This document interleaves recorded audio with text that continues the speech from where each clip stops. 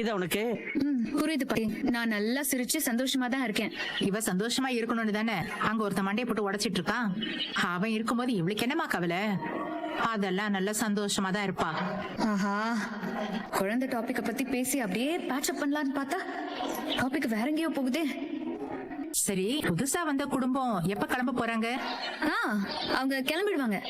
அப்படி நாங்கெல்லாம் இங்க இருக்கிறது உங்களுக்கு கஷ்டமா இருந்தா சொல்லுங்க, நாங்க கிளம்பி இங்க இருந்து போயிடுறோம். ஆனா ஊனா இதை ஒண்ணு சொல்லிடுடா. எனக்கு வேற வழி தெரியல பாட்டி. ஐயோ விடுங்க, இதை வச்சு ஒரு சண்டை வேண்டாம். நீ இரு காவேரி, இதையே மறுபடியும் ரிப்பீட்டடா பண்ணிட்டு இருக்க முடியாது. எனக்கு ஒரு டெசிஷன் எடுத்தே ஆகணும்.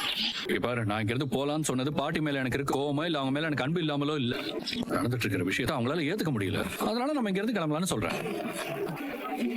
எல்லா பிரச்சனையும் சரியானதுக்கு அப்புறம் வேணா திரும்ப இங்க வரலாம். அதெல்லாம் எதுவும் தேவையில்லை. யாரும் எங்கேயும் போக வேண்டாம். உங்க இஷ்டம் போல என்ன வேணா பண்ணிக்கோங்க. வரதுக்கு ரொம்ப நாள் ஆக்கிட்டாரு.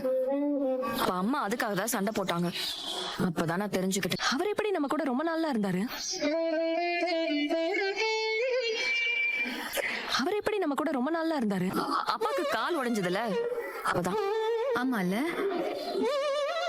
கொடைக்கானல்ல இருக்கும் போதுதான் அவர் கால்ல அடிபட்டு பிராக்சர் ஆச்சு. அந்த முறை மட்டும் எக்ஸ்ட்ரா ஒரு 2-3 வாரம் லீவ்ல